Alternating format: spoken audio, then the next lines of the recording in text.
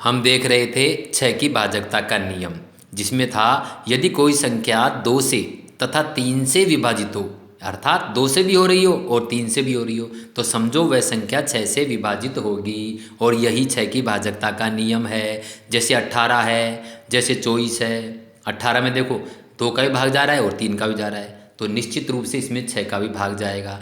24 है, इसमें 2 का भी जा रहा है और 3 का भी जा रहा है, तो निश्चित रूप से यह संख्या 6 से विभाजित होगी। तो इस प्रकार आप 6 की भाजकता का नियम पहचाने। अब हम बात करते हैं आगे 4 की भाजकता का नियम।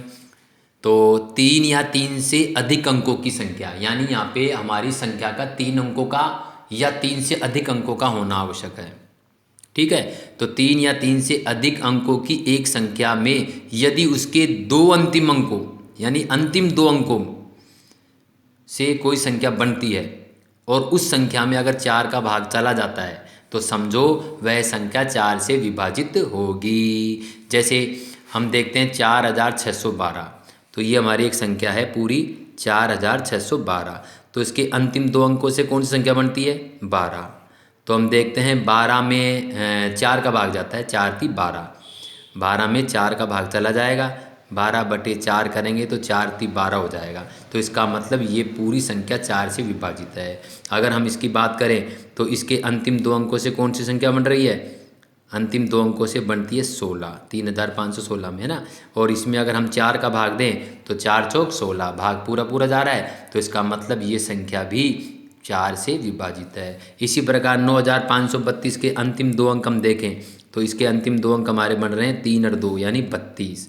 और अगर हम 32 को 4 से विभाजित करें तो देखो 32 में 4 का पूरा पूरा भाग जा रहा है भाई, जा रहा है 4 अंट है 32।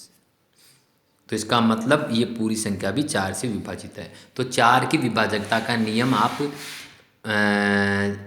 जो हमारी संख्या है 3 या 3 से अधिक अंकों की जो संख्या है उसके अंतिम 2 अंकों को देखकर आप पहचानें। अगर अंतिम 2 अंकों में 4 का भाग चला जाएगा तो समझो पूरी संख्या में भी 4 का भाग चला जाएगा, और यही 4 की भाजकता का नियम है।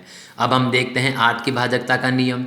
तो 8 की भाजकता का नियम है 4 अंकों की संख्या या 4 से अधिक अंकों की संख्या, यानी कि हमारे पास 4 अंकों की संख्या हो या 4 से अधिक अंकों की संख्या हो, तो उस संख्या के अंतिम 3 अंकों से एक संख्या बनाइए, और अंतिम 3 अंकों से बनी संख्या में यदि 8 का भाग चला जाता है तो समझ लीजिए उस पूरी संख्या में भी 8 का पूरा पूरा भाग चला जाएगा, और यही हमारी 8 की भाजकता का नियम है। जैसे हम देखते हैं 73,512 एक संख्या है हमारी। तो ये हम देखते हैं कि इसमें 1 2 3 4 5 अंक है, ठीक है, 4 या 4 से अधिक अंक है। तो इसका मतलब इसके अंतिम 3 अंक देखते हैं, तो अंतिम 3 अंकों से हमारी संख्या बनती है 512। अंतिम 3 अंकों को अगर हम लें तो इस अंतिम 3 अंकों से हमारी संख्या बनती है 512। और अगर हम इस 512 को विभाजित करें किससे? 8 से, और 8 से पूरी तरह ये विभाजित हो जाती है, तो आप समझ लीजिए ये पूरी संख्या भी किससे विभाजित हो जाएगी? 8 से विभाजित हो जाएगी। तो 512 में अगर हम 8 का भाग देंगे तो पूरा पूरा जाएगा, तो इसका मतलब 73,512 हमारी 8 से विभाजित है। इसी प्रकार हम देखते हैं 8,216 इस संख्या में देखते हैं, ठीक है, 4 अंकों की संख्या है, अंतिम 3 अंकों से संख्या बन रही हमारी 216। और अगर हम इस 216 को विभाजित करें 8 से, तो देखिए इस 216 में भी 8 का पूरा पूरा भाग जाएगा, तो इसका मतलब 8,216 भी 8 से विभाजित हो जाएगी। तो इस प्रकार आप 8 की भाजकता का नियम भी लिखें, समझें, और इनके और उदाहरण आप लिख लिख के अभ्यास करें। धन्यवाद।